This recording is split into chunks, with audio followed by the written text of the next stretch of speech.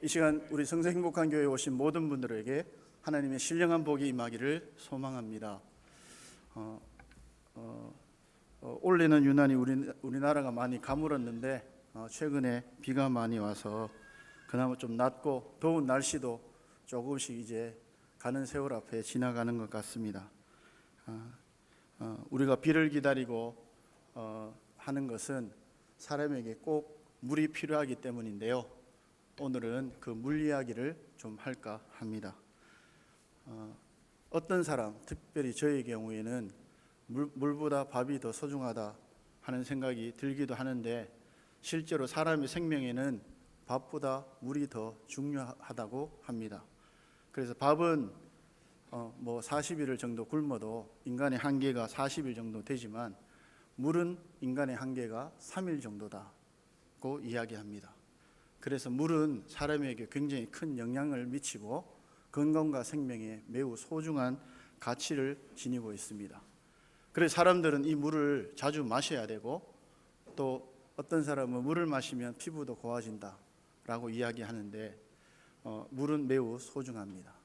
그래서 오늘 그 물을 구한 한 여인의 이야기를 통해서 예수님이 우리에게 가르치시고, 또 그 물이 우리에게 선물로 주어진 놀라운 물에 대한 이야기를 같이 나누고자 합니다.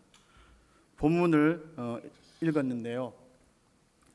본문을 간략하게 요약하자면, 이스라엘의 사마리아 수가라는 한 동네에 예수님이 가셔서 우물가에서 한 여인이 물 뜨러 왔을 때에 물을 좀 달라고 이야기하시고, 그 여인과 이야기하는 내용이 오늘 요한복음 4장 5절부터 14절까지의 이야기입니다. 먼저 본문에 돌아가서 6절, 7절을 제가 읽어보겠습니다. 거기 또 야곱의 우물이 있더라. 예수께서 길 가시다가 피곤하여 우물 곁에 그대로 앉으시니 때가 6시쯤 되었더라. 사마리아 여자 한 사람이 물을 기르러 왔음에 예수께서 물을 좀 달라 하시니, 시간상 의미는 때가 6시쯤 되었다 하죠. 이스라엘의 성경에서 나오는 이 6시, 이렇게 시간을 표기할 때는 우리가 6을 더하거나 6보다 큰 수가 나오면 6을 빼면 됩니다. 그래서 6시니까 6을 더하면 12시입니다. 12시면 어떻게 되나요? 낮 12시죠. 한참 더운 그 사막의 오아시스 안에서 12시 그 한창 뜨거운 시간에 물을 기르러 옵니다. 초원에서 생활하시면서 우물에 물 들어가는 심부름 해보신 분은 아실지 모르겠는데, 한낮 12시에 물을 들어가는 게 좋습니까? 새벽에 물을 들어가는 게 좋습니까? 보통은 새벽에 뜨고 이른 아침에 떠오죠. 그날에 필요한 생활수를 보통은 아침에 떠오게 됩니다. 그런데 이 여인은 유독 지금 한참 낮 12시에 물을 뜨러 옵니다. 그것은 성경을 읽으시면 이 여인에게 어떤 사연이 있기 때문이다 하는 것을 알 수 있습니다. 어쨌든 그 사연은 접어두고라도 그 낮 12시에 물을 뜨러 오는 그 여인에게 예수님도 6절과 7절 말씀을 통해서 보았을 때에 그 사마리아에 들어오는 그 긴 여행, 그 여정에 맞추어서 길을 가시다가 피곤하셨다, 그리고 목이 마르셨던 것을 볼 수 있습니다. 그래서 예수님이 장면은 그렇습니다. 그 우물 곁에 철퍼덕 그대로 앉으셨어요. 그리고 여인이 오는 것을 보고 물을 좀 달라 하고 말씀하십니다. 이 예수님의 이 장면을 머리로 읽으면서 상상을 해보니까, 과연 이 예수님이 이 예수님이 누구신데, 어떠한 분이신데 지금 길을 가시다가 피곤하셔서 우물가 옆에 철푸덕 앉으셔서 지금 물을 달라고 하실 정도로 되었는가 하는 것을 생각하면서 우리 주님을 보게 되고, 그 주님의 어떠하심을 생각해 보게 되었습니다. 이 말씀과 유사한 말씀이 마태복음 4장 2절에 보면 잘 아시는 대로 예수님이 성령에 이끌려 광야로 시험을 받으러 가셨습니다. 그곳에서 40일을 밤낮으로 금식하셨습니다. 그때 마태복음 4장 2절에 40일을 밤낮으로 금식하신 후에 줄이신지라 라고 되어 있습니다. He was hungry. 그는 배가 고팠다. 예수님은 배가 고팠다. 여기 예수님이 물을 좀 달라 피곤하여 갈증을 느끼실 만큼 되신 예수님이 40일을 굶으신 그 예수님이 굶주리셔서 줄이셨다. 배가 고팠다. 구약에 나타난 이 예수님과 동등되신 하나님은 배고픔과 갈증을 느끼시지 않으시는 분이십니다. 시편 121편 4절에 보시면 이스라엘을 지키시는 이는 졸지도 아니하시고 주무시지도 아니한다 라고 말씀하셨습니다. 그리고 참고로 오늘 본문인 요한복음 4장 밑에 보시면 31절, 그 사이에 제자들이 청하여 이르되 랍비여 잡수소서. 제자들이 지금 밥을 구하러 가서 밥을 가져왔어요. 잡수소서. 32절, 이르시되 내게는 너희가 알지 못하는 먹을 양식이 있느니라. 예수님이 제자에게 내가 너희들 알지 못하는 양식이 있다. 근데 그게 실제로 먹는 빵이 아닌 것을 뒤에 설명하고 계십니다. 예수님이 제자들에게는 그렇게 내가 양식을 먹거나 그렇게 하지 않아도 될 존재임을 밝히시는 이 예수님이 지금 이 여인에게는 물을 좀 달라 하시게 되었다는 것.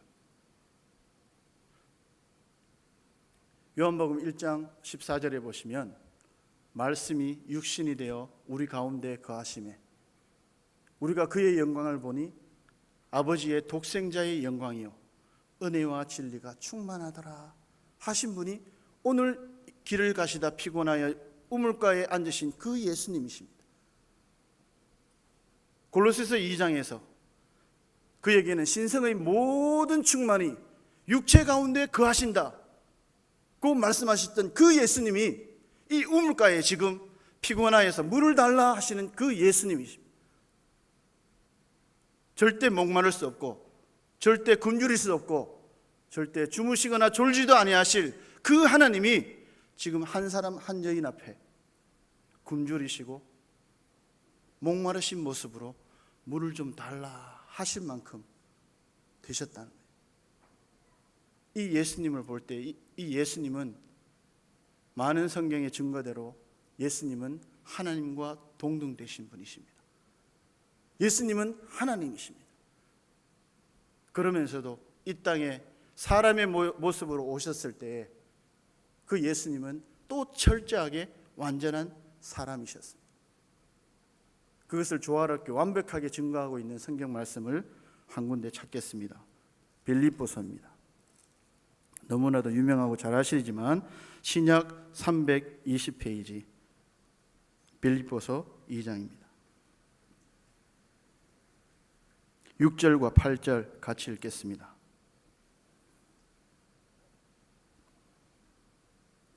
6절, 그는 근본 하나님의 본체시나 하나님과 동등됨을 취할 것으로 여기지 아니하시고 오히려 자기를 비워 종의 형체를 가지사 사람들과 같이 되셨고 사람의 모양으로 나타나사 자기를 낮추시고 죽기까지 복종하셨으니 곧 십자가에 죽으심이라.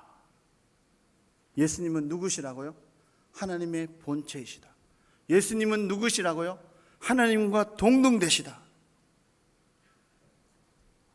그런 예수님이 오히려 자기를 비우셔서 사람들의 모양으로 이 땅에 오셨다는 거예요. 그리고 사람의 모양으로 오셨지만 더 낮추셔서 우리 일반적인 사람들보다 더 낮은 종의 삶을 사셨다. 그것의 가장 결정적인 모습은 바로 십자가에 죽으신 것이다. 그 성경에서 증거하는 것입니다.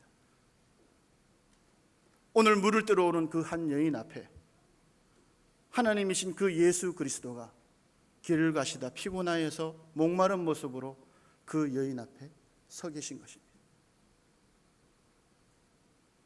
실제로 물이 필요한 것은 예수님이 아니었습니다. 실제로 물이 필요한 것은 그 여인이었기 때문에 그 물을 통해서 그 여인에게 진짜 필요한 선물을 주고자 예수님이 길을 가시다 피곤한 모습으로 물이 필요한 사람으로 물 좀 달라 하시는 것입니다. 2000년 전에 그 예수 그리스도가 오늘날 우리에게 그런 모습으로 동일하게 찾아오십니다. 여러분은 무엇에 대한 갈증을 갖고 계십니까? 목말랐던 이 여인이 우물가에 물을 가지러 왔다가 예수님을 만나는데, 여러분은 이 예수 그리스도, 여러분의 삶에 오시는 그 예수님을 어떤 것에서 만나시고 계십니까?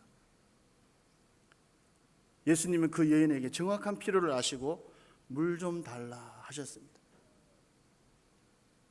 실제로 정말 예수님이 목마르시기도 하셨지만 전반적인 성경의 증거를 봤을 때 예수님은 목마르지 않으셔도 되고 배고프지 않으셔도 됩니다.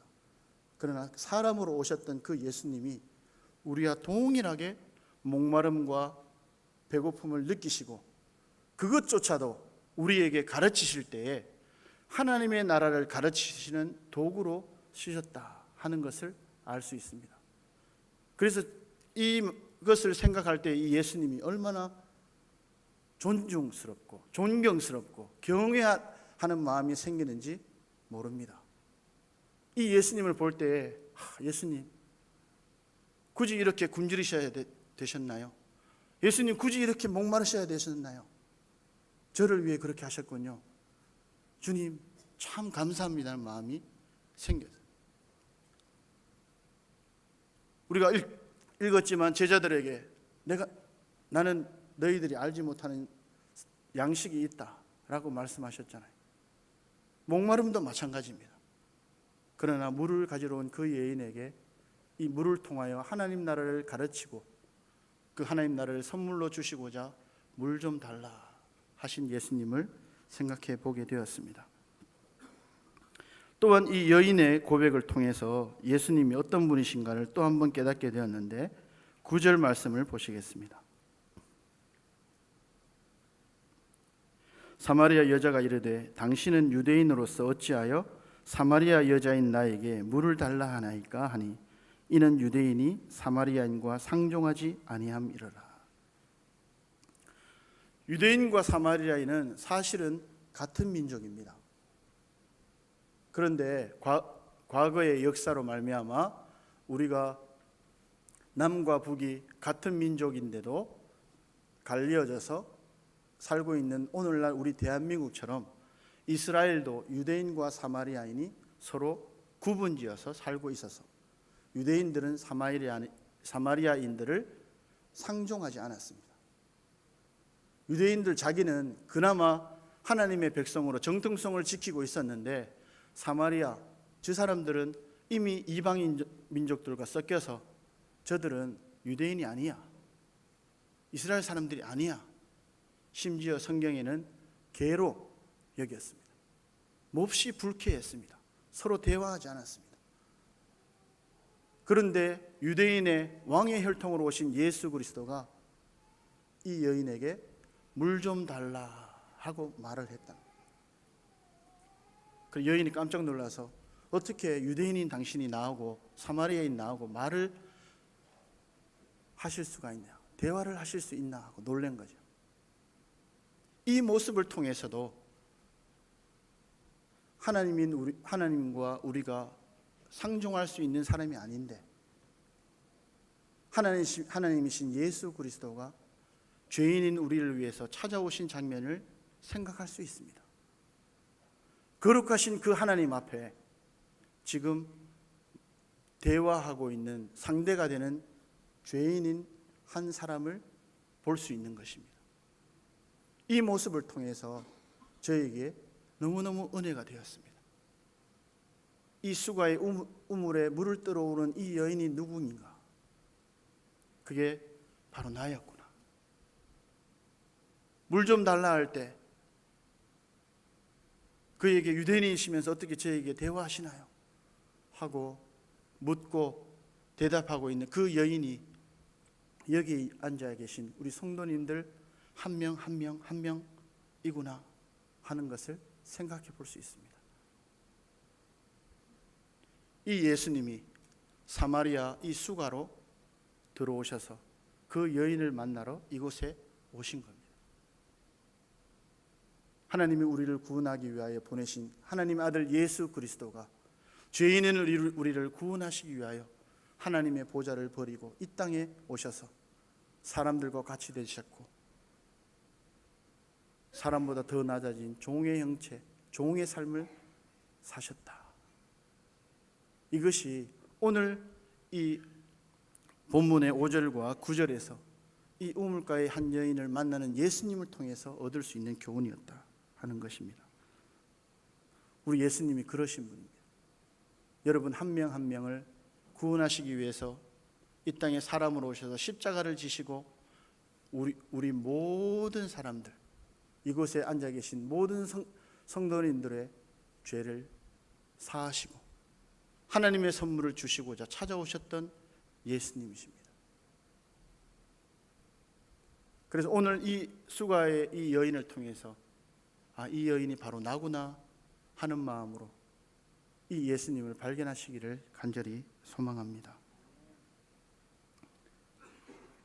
10절과 11절 말씀을 읽겠습니다.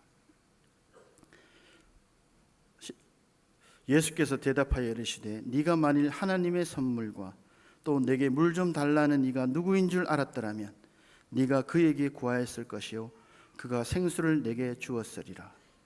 여자가 이르되 주여 물기를 그릇도 없고 이 우물은 깊은데 어디서 당신이 그 생수를 얻겠사옵나이까. 예수님이 여인과 대화하실 때에 물으십니다. 네가 하나님의 선물과 지금 물 좀 달라 했는 내가 누구인 줄 알면 내가 너에게 생수를 주었을 거다. 그 여인은 그것이 무엇인지 알지 못하니까 자기 수준으로 예수님 그렇다면 이 우물은 지금 깊고 그 물기를 그릇도 없는데 어떻게 생수를 주신단 말입니까? 라고 이야기합니다.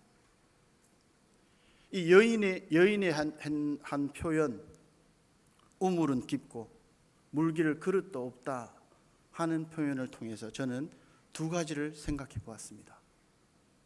첫 번째는 우리가 하나님의 선물인 영원한 생명, 구원, 천국 이것을 얻기 위한 방법이 여인의 입장에서는 그 깊은 우물에서 물을 깃는 그릇으로 깊은 우물에 그릇을 내려서 그 그릇에 물을 담아내는 그런 삶이 우리 사람들에 있는 종교와 같다 하는 거예요.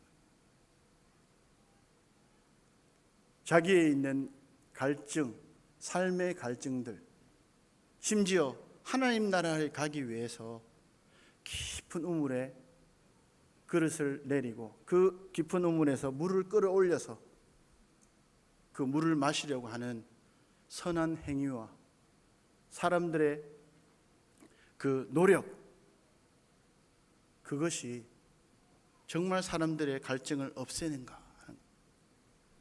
여인은 생각했습니다. 예수님이 마치 깊은 우물에 물을 떠서 자기에게 줄 것처럼 생각한 거죠. 많은 사람들이 기독교와 불교와 유교와 천주교와 많은 사람들이 다 종교는 같다, 다 좋은 데 가려고 신을 믿는 것은 같지 않느냐 이야기하는데 그렇지 않습니다. 모든 종교는 다 이 여인의 말과 같이 깊은 우물 속에 있는 물을 길러내기 위해서 깊은 우물에 그릇을 내리고 그것에서 물을 끌어올려야 되는 힘겨운 사람의 행위를, 선한 행위를, 율법적인 기준을 제시하고 있습니다. 그것으로 사람의 영생에 대한 갈증, 천국에 대한 갈증, 하나님에 대한 갈증을 해소할 수 없다 하는 것입니다. 아직까지 이 여인은 하나님에게서 깊은 우물의 차이만큼 그만큼 차이가 나고 있습니다. 우리도 그랬습니다.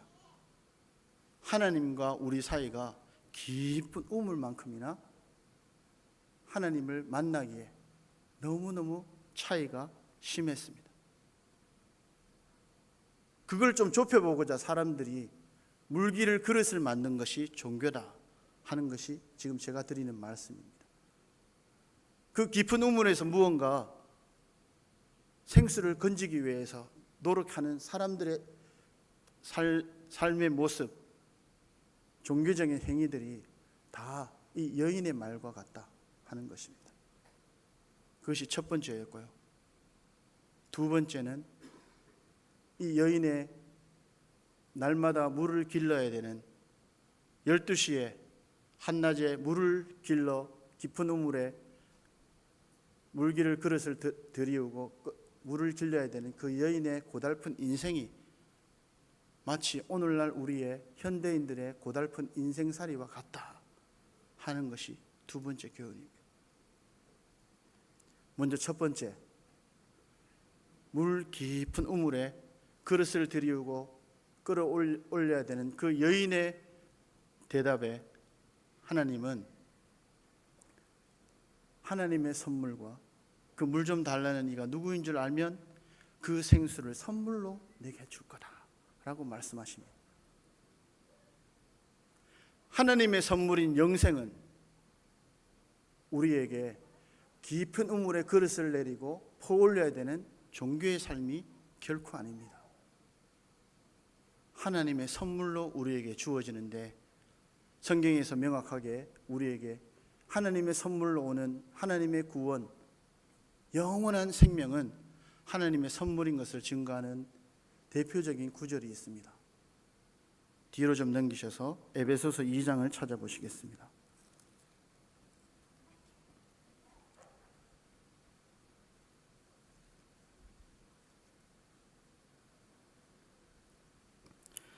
신약의 311페이지 에베소서 2장 8절 9절입니다. 같이 읽겠습니다. 너희는 그 은혜에 의하여 믿음으로 말미암아 구원을 받았으니 이것은 너희에게서 난 것이 아니요 하나님의 선물이라. 행위에서 난 것이 아니니 이는 누구든지 자랑하지 못하게 함이라. 우리에게 은혜에 의하여 믿음으로 말미암는 구원을 주시기 위하여 하나님은 하나님의 선물로 우리에게 주셨습니다. 깊은 우물에 그릇을 내리고 퍼올려야 되는 행위에 있지 아니하다. 하나님 아들 예수 그리스도를 통하여 그분을 믿음으로 우리에게 은혜로 주어지는 구원, 영원한 생명, 이것을 우리에게 하나님의 선물로 주셨다 하는 것입니다. 이 복음이 우리에게 올 때에 이 복음의 실체는 바로 누구인가? 그 앞에 로마서 1장을 보시겠습니다.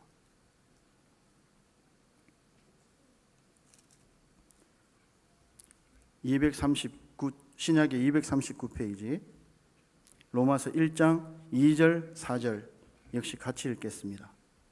로마서 1장 2절부터 4절까지입니다. 이 복음은 하나님이 선지자들을 통하여 그의 아들에 관하여 성경에 미리 약속하신 것이라. 그의 아들에 관하여 말하면 육신으로는 다윗의 혈통에서 나셨고 성결의 영으로는 죽은 자들 가운데서 부활하사 능력으로 하나님의 아들로 선포되셨으니 곧 우리 주 예수 그리스도시니라. 복음은 이 성경을 통해 하나님의 아들에 관하여 알려주신 것이다. 그 아들은 누구이신가? 육신으로는 다윗의 혈통에서 나셨고 성결의 영으로는 죽은 자들 가운데서 부활하사 능력으로 하나님의 아들로 선포되신 우리 주 예수 그리스도시다. 그래서 복음은 곧 예수 그리스도이십니다. 우리에게 행위로 말미암지 않는 구원을 하나님의 선물로 주시고자 오셨던 그 복음의 결정체, 그 복음, 그것은 바로 예수 그리스도이시다 하는 것입니다. 그래서 예수님이 이 물 들어온 여인에게 하나님의 선물, 물 좀 달라는 이가 누구인지 알았더라면 생수를 내게 주었으리라 말씀하시는 것입니다. 오늘날 우리 가운데서도 기독교라는 종교의 힘으로 깊은 우물 속에 그릇을 내리고 그곳에서 물을 기르려고 하고 있다면 이 말씀 속에 나타난 복음의 의미를 깨달으시길 바랍니다.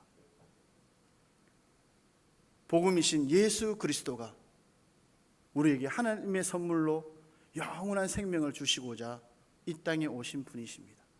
그분이 복음입니다.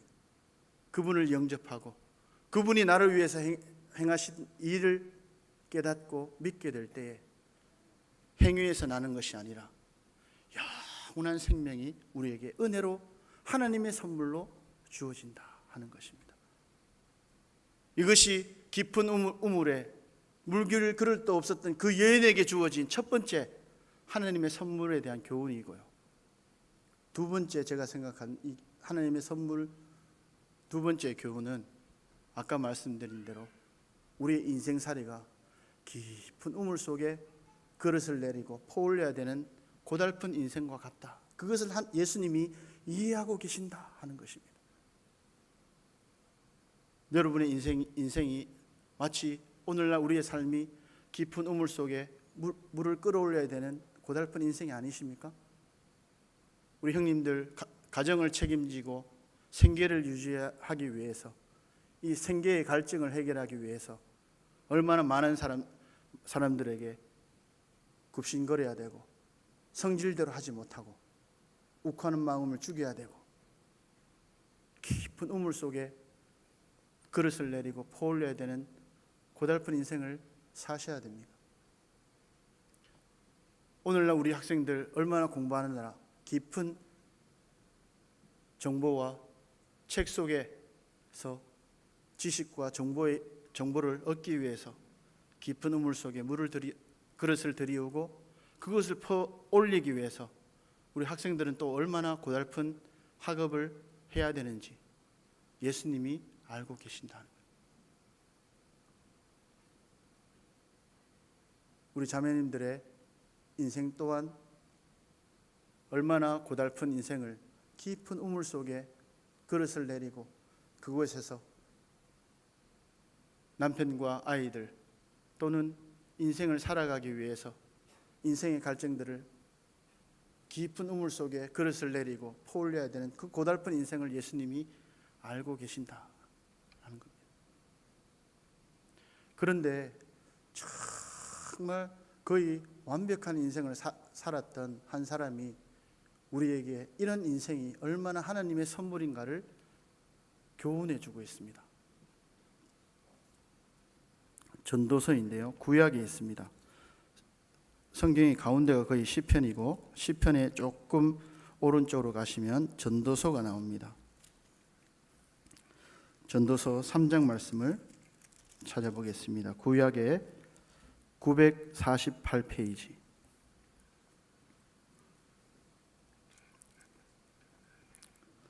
3장 1절부터 10절까지인데요.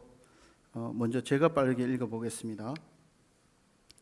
범사에 기한이 있고 천하 만사가 다 때가 있나니 날 때가 있고 죽을 때가 있으며 심을 때가 있고 심은 것을 뽑을 때가 있으며 죽일 때가 있고 치료할 때가 있으며 헐 때가 있고 세울 때가 있으며 울 때가 있고 웃을 때가 있으며 슬퍼할 때가 있고 춤출 때가 있으며 돌을 던져 버릴 때가 있고 돌을 거둘 때가 있으며 안을 때가 있고 앉는 일을 멀리할 때가 있으며 찾을 때가 있고 잃을 때가 있으며 지킬 때가 있고 버릴 때가 있으며 찢을 때가 있고 꿰맬 때가 있으며 잠잠할 때가 있고 말할 때가 있으며 사랑할 때가 있고 미워할 때가 있으며 전쟁할 때가 있고 평화할 때가 있느니라.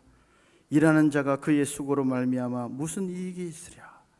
하나님이 인생들에게 노고를 주사 애쓰게 하신 것을 내가 보았느니라 하고 이 전도서의 기자가 인생의 고달픈 인생이 다 때가 있다. 그 증거하고 있습니다. 그러면서 11절 말씀을 같이 읽겠습니다. 11절부터 19절까지.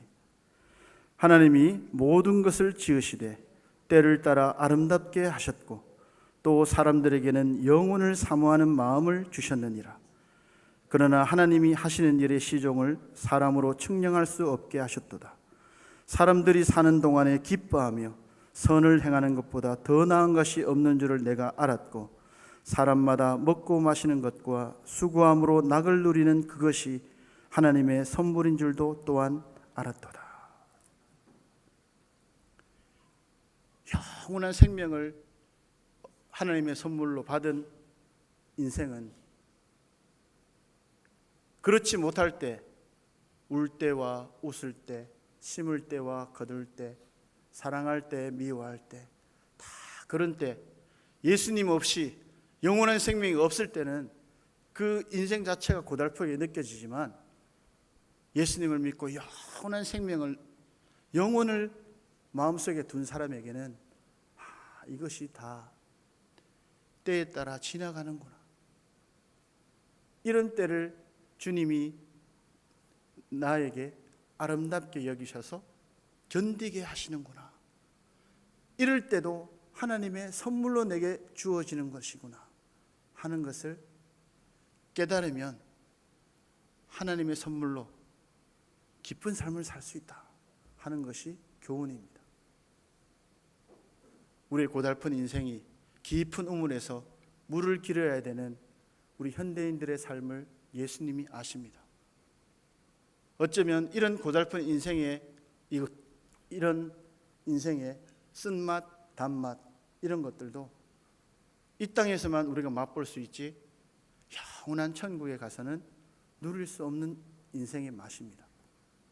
그런데 우리로 하여금 하나님이 영혼을 가진 우리에게 이것을 견딜 수 있는 힘이 생깁니다. 그 힘은 나중에 소개하겠지만 이 영원한 생명을 우리에게 주셨을 때 우리에게 인생의 똑같은 사랑할 때, 미워할 때, 평화하거나 싸울 때 여러 가지 이때의 경우 인생에서 맛보는 여러 가지 쓴맛, 단맛을 아름답게 볼 수 있는 힘을 또한 우리에게 주십니다. 뒤에 또 선물에 대해서 한 장 넘기시면 전도서 5장 19절에 이런 말씀이 있습니다. 18절 19절 18절 읽고 19절은 같이 읽겠습니다. 사람이 하나님께서 그에게 주신 바 그 일평생에 먹고 마시며 해 아래에서 하는 모든 수고 중에서 낙을 보는 것이 선하고 아름다움을 내가 보았나니 그것이 그의 몫이로다. 같이 읽겠습니다. 또한 어떤 사람에게든지 하나님이 재물과 부요를 그에게 주사 능히 누리게 하시며 제 몫을 받아 수고함으로 즐거워하게 하신 것은 하나님의 선물이라. 그래서 우리가 인생에 겪게 되는 많은 일들, 어떨 때는 가난으로 인해 궁핍함을 느낄 때도 있고 어떨 때는 만족스러워서 즐거움을 누릴 때도 있지만 그 모든 때를 자기의 몫으로 견딜 수 있는 힘을 하나님이 주시고요. 그것을 깨닫게 되면 이 모든 것이 하나님의 은혜요 선물인 것을 감사하시게 될 겁니다. 영원한 생명을 얻은 깊은 우물에서 잠시 오늘 필요할 물을 그 생수를 건진 여인이 아니라 그 속에서 영생하도록 솟아나는 샘물을 주시고자 하는 주님이 예수님을 만나기 이전과 이후의 삶을 다르게 하시는 겁니다. 그래서 하나님의 선물, 물 좀 달라는 이가 누구인 줄 알았더라면 우리에게 주시고자 했던 진정한 생수, 그것은 바로 본문으로 돌아가서 14절에 나옵니다. 13절 14절 같이 읽겠습니다. 예수께서 대답하여 이르시되 이 물을 마시는 자마다 다시 목마르려니와 내가 주는 물을 마시는 자는 영원히 목마르지 아니하리니 내가 주는 물은 그 속에서 영생하도록 솟아나는 샘물이 되리라. 예수님을 만난 이후에도 이 여인이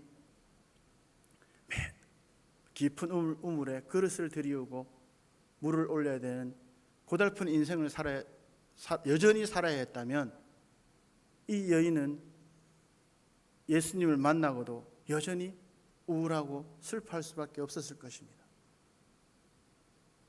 그런데 이 여인이 이 예수님을 만나 영원히 목마르지 않을 샘물을 자기에게 영접한 후에, 자기 속에 생기고 난 후에 뒤에 읽어보면 물동이를 버려두었다는 표현이 나옵니다. 예수님이 진정 주시고 싶어 했던 그것이 바로 우리 속에서, 자신 속에서 영생하도록 솟아나는 샘물, 이것을 주시고 싶어 했다는 것입니다. 오늘날 우리에게도 예수님이 그 십자가의 고난과 부활로 자신을 나타내시고 우리에게 영원한 생명을 주시려고 할 때 진짜 주시고자 했던 것은 인생의 고달픔, 또 천국의 목마른 그 영생에 대한 그 갈증, 모든 것이 이 예수 그리스도를 믿음으로 그 마음속에 이제 영생하도록 솟아나는 샘물이 되게 하시려 하셨다는 것입니다. 예수님을 주시고자 했던 하나님의 선물과 그분이 어떠한 분인지를 알고 믿었던 이 여인이 이제 영생하도록 솟아나는 샘물을 소유하게 되었습니다. 그러면서 그것을 동네방네 소문내러 다닙니다. 이전에는 그럴 수 없었던 여인이었던 것 같습니다. 왜냐하면 아무도 오지 않는 12시에 물들어 혼자 왔기 때문에 이 여인은 사연이 있어서 사람들 앞에 적극적으로 나설 수 없는 사람입니다. 그런데 이제 예수님을 통해서 영생하도록 솟아나는 샘물을 소유한 이후에 많은 사람들에게 이 예수 그리스도, 이가 그리스도가 아니냐 하고 증거하러 사람들을 두려워하지 않습니다. 그런 삶을 통해서 예수님이 우리에게도 오늘날 어떻게 그런 삶을 살 수 있는가 하는 것을 영생하도록 솟아나는 샘물로 우리에게 증거하고 계십니다. 그래서 조금만 그 뒤에 2장을 넘기시면 7장이 나옵니다. 요한복음 7장. 영생하도록 솟아나는 샘물이 누구를 이야기하는 것인가? 요한복음 7장 37절부터 39절, 37, 38절 성도님들이 읽으시고 39절 제가 읽겠습니다. 명절 끝날 곧 큰 날에 예수께서 서서 외쳐 이르시되 누구든지 목마르거든 내게로 와서 마시라. 나를 믿는 자는 성경의 이름과 같이 그 배에서 생수의 강이 흘러나오리라 하시니 이는 그를 믿는 자들이 받을 성령을 가리켜 말씀하신 것이라. 예수께서 아직 영광을 받지 않으셨으므로 성령이 아직 그들에게 계시지 아니하시더라. 영생하도록 솟아나는 샘물을 예수님이 증거하실 때 누구를 가리켜 말씀하신 것인가? 우리에게 영생하도록 솟아나는 샘물은 무엇인가? 이것이 오늘 7장에서 읽은 본문의 39절에 나타나죠. 이는 그를 믿는 자들이 받을 성령을 가리켜 말씀하신 것이다. 그 믿는 자들의 마음속에 영생하도록 솟아나는 샘물은 바로 믿을 때에 우리 마음속에 들어오게 되는 성령님을 가리킨다. 조금만 더 뒤에 가시면 에베소서가 나옵니다. 에베소서 1장입니다. 신약의 311쪽입니다. 1장 13절입니다. 같이 읽겠습니다. 그 안에서 너희도 진리의 말씀 곧 너희의 구원의 복음을 듣고 그 안에서 또한 믿어 약속의 성령으로 인치심을 받았으니. 우리가 진리의 말씀, 구원의 복음을 듣고 믿을 때에 우리가 구원을 받고 이제 너희에게 영생이 있다는 것을 도장을 탁 찍어주시는데 그것이 바로 성령님이다. 그 성령님이 우리 안에 구원의 보증으로 네가 영원한 생명을 가졌다 하는 것을 보증해 주시는 의미로 하나님이 영원한 샘물로 생수의 강으로 성령님을 우리에게 주신다. 그 성령님과 더불어 살면서 더 이상 인생의 목마름과 갈증과 영생에 대한 갈증을 느끼지 않도록 만드셨습니다. 이 말씀은 사실입니다. 그런데 이 말씀과 여러분 자신을 비교해 보십시오. 여러분은 여전히 이 땅에서 갈증을 느끼고 있지 않습니까? 주님은 우리에게 영생하도록 마르지 않는 샘물을 주시겠다. 그 배에서 넘쳐 흐르는 생수의 강을 허락하시겠다. 진리의 말씀으로 기록하셨음에도 불구하고 여러분은 여전히 갈증 가운데 살고 있지는 않습니까? 무엇이 잘못일까요? 말씀이 잘못입니까? 여러분이 삶이 무엇인가 잘못된 것입니까? 이 말씀대로 우리가 영원한 생명을 예수 그리스도를 믿음으로 은혜의 선물로 받은 자에게 성령이 오시면 그로 말미암아 우리의 인생은 더 이상 하나님에 대한 갈증, 영생에 대한 갈증, 인생에 대한 목마름을 근원적으로 해결해 주십니다. 그런데 문제는 우리가 그것을 가치 있게 여기지 않는 데서 우리의 목마름이 시작됩니다. 주님이 주시려고 하는 영혼이 있는 솟아나는 샘물, 주님 그것이 맛이 없어요. 나는 커피가 좋고요. 나는 달달한 카페 모카가 좋아요. 그러면서 주님이 주시고자 하는 그 샘물로 만족하지 않는다는 것입니다. 그럴 때 우리 속에 믿는 자들에게도 영생을 소유한 자들에게도 이 땅에서 무언가 부족한 삶을 살고 이 땅의 가치를 어느 정도 내 속에 받아들이기 때문에 믿지 않을 때와 같은 갈증을 느끼면서 살게 된다는 것. 그것을 경고하시는 분이 성령님이십니다. 믿는 자들에게 너희가 그것이 무가치하고 너희가 영생하도록 우리에게 주신 하나님의 선물, 이 영생의 가치와 영원히 있는 그 샘물, 이것이 얼마나 소중한지를 성령님, 샘물이신 그 성령님이 우리 안에서 밝히십니다. 그런데 우리가 그 성령님을 주목하지 않습니다. 그 성령님은 우리가 말씀을 읽을 때 더욱 분명해지고 성령님의 음성과 계시가 분명해짐에도 불구하고 말씀에 관심이 없습니다.